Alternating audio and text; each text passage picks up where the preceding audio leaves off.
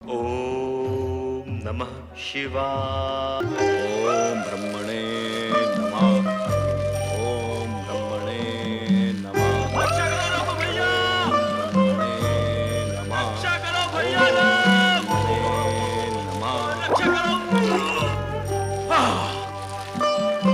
भैया करम।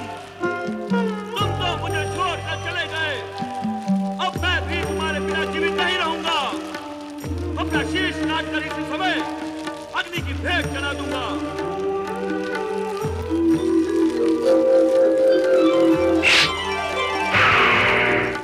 नहीं रंभ, हम तुम्हें आत्महत्या नहीं करने देंगे।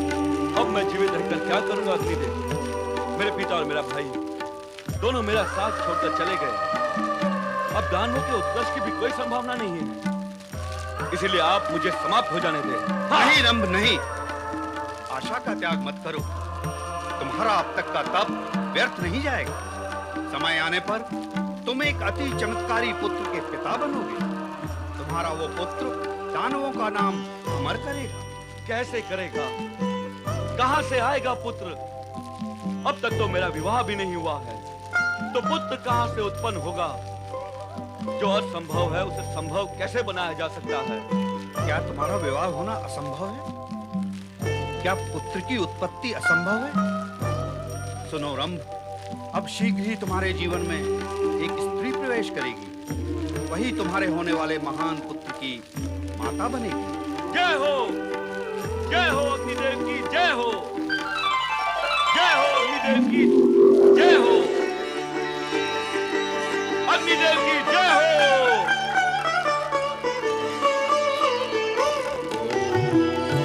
ब्रह्मणे नमः। नारायण नारायण। प्रणाम श्री हरि। श्री हरि, ये क्या? माता लक्ष्मी नहीं दिखाई दे रही। मैं तो आप दोनों के दर्शन की अपेक्षा से यहाँ आया था। देवी लक्ष्मी का पता तो हमें भी नहीं है नारद। क्या? नारद, तुम तीनों लोक में भ्रमण करते रहते हो, घट घट का ज्ञान है तुम्हें। देव, दानव, मानव, गंधर्व, किन्नर सभी से तुम्हारी भेंट होती है, तो क्या देवी लक्ष्मी से कहीं तुम्हारी भेंट नहीं हुई? नारद, तुम हमें इतने आश्चर्य से क्यों देख रहे हो?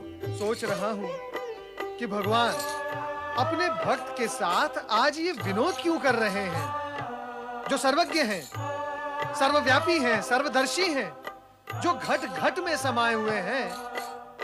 आज अपनी पत्नी के विषय में मुझसे, अपने भक्त से क्यों पूछ रहे हैं? नारायण नारायण। कोई सुनेगा, जानेगा तो क्या इसे विनोद नहीं मानेगा? जिससे जगत में कुछ भी छिपा हुआ नहीं है, वो आज मेरे साथ छिपा छिपी का खेल क्यों खेल रहे हैं? यदि ऐसा है तो हमें उत्तर दो कि तुम सदा ही हमें नवीन समाचार सुनाने क्यों चले आते हो? संपूर्ण जगत का ज्ञान रखने वाला क्या तुम्हारे द्वारा लाए गए समाचारों का पूर्व ज्ञान नहीं रखता होगा? तुम जानते हो कि हम सब कुछ जानते हैं, उसके बाद भी तुम हमें बार-बार जगत की गतिविधियों के बारे में बताने चले आते हो। क्यों नारद? क्षमा करे भगवान, मैं असत्य भाषण करके आपकी सर्वज्ञता से घिर न जाऊं। सत्य तो यह है कि मैं यहाँ केवल आपके दर्शन करने आता हूँ। समाचार देना ये तो मात्र एक बहाना है। तो फिर मौन रहकर दर्शन कर लिया करो। इधर-उधर की सारे जगत की बातें बनाकर व्यर्थ ही परिश्रम क्यों करते हो नारद? नहीं भगवान, ये मुझसे नहीं होगा। मौन रहकर मैं दर्शन कर ही नहीं सकता। वाणी की सहायता से मिलने वाला चक्षु सुख वर्णन से परे है। आप तो केवल मुझे ये बताएं कि माता लक्ष्मी है कहां? नारायण नारायण। ये क्या प्रभु, क्या आप मेरे धैर्य की परीक्षा ले रहे हैं अथवा रहस्यमय वातावरण की सृष्टि कर रहे हैं? जो कुछ भी कर रहे हैं उसका प्रयोजन तो बताएं। श्री हरि, आपका एक कैसा विनोद है? आप बताते क्यों नहीं कि माता लक्ष्मी है कहां? इतने व्यग्र क्यों हो रहे हो नारद? यदि हमें तुम्हें बताना होता तो अब तक बता चुके होते। अब तक नहीं बताया इसी से तुम्हें समझ लेना चाहिए कि बताना आवश्यक नहीं है। प्रभु, मैं आपका निकटतम और परम भक्त हूँ। क्या मुझसे भी दुराव किया जाएगा? प्रश्न दुराव छुपाव का नहीं है नारद, स्थिति की गंभीरता का है। हम चाहते हैं कि तुम स्वयं देवी लक्ष्मी का पता लगाओ और सत्य को जानो, और पता लग जाने पर हमें भी सूचित करो कि तुमने क्या जाना और क्या समझा।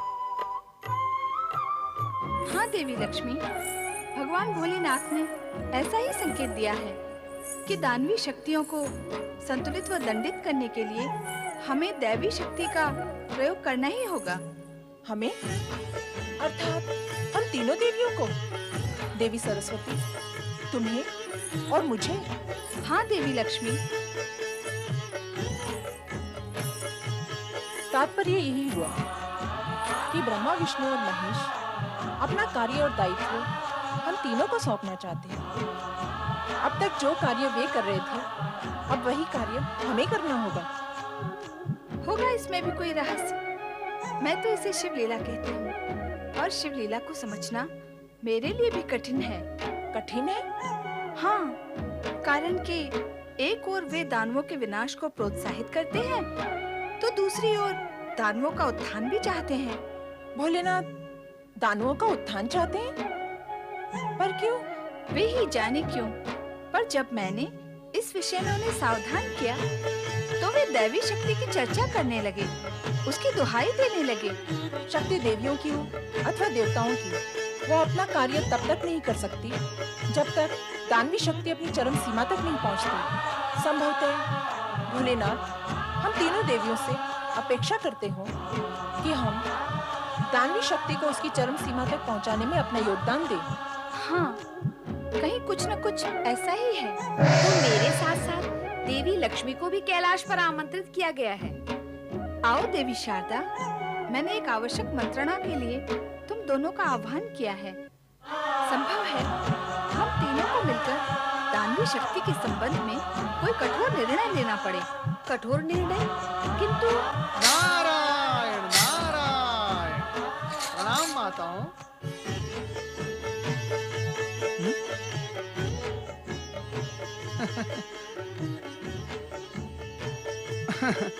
मैं अपनी इच्छा से यहाँ नहीं आया हूँ माताओं। तो वो कौन है जिसकी इच्छा से तुम यहाँ आए हो? नारायण नारायण, भगवान श्री हरि विष्णु की इच्छा से मैं यहाँ आया हूँ। आने का प्रयोजन?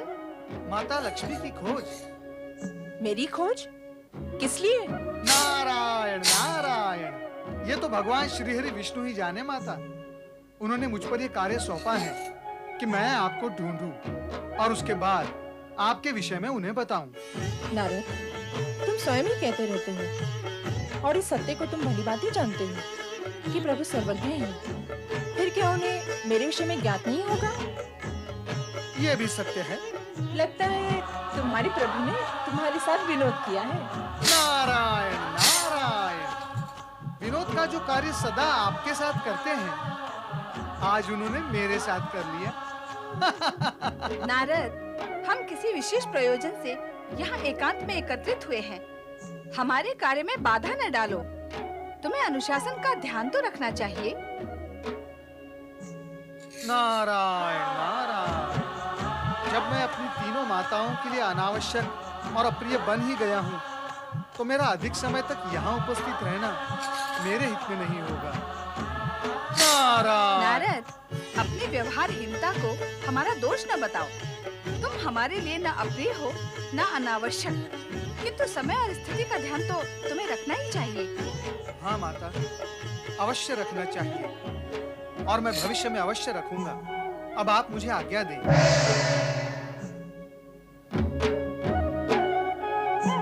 लगता है हमारे व्यवहार से नारद को पीड़ा पहुंची है।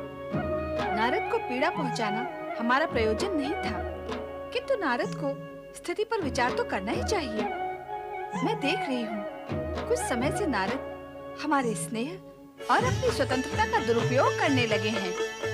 इसीलिए जो हुआ ठीक ही हुआ। अब उनकी चर्चा छोड़कर हमें अपने मूल विषय पर आना चाहिए। नमः शिवाय। ओम नमः शिवाय। ओम नमः शिवाय। ओम नमः शिवाय। ओम नमः शिवाय।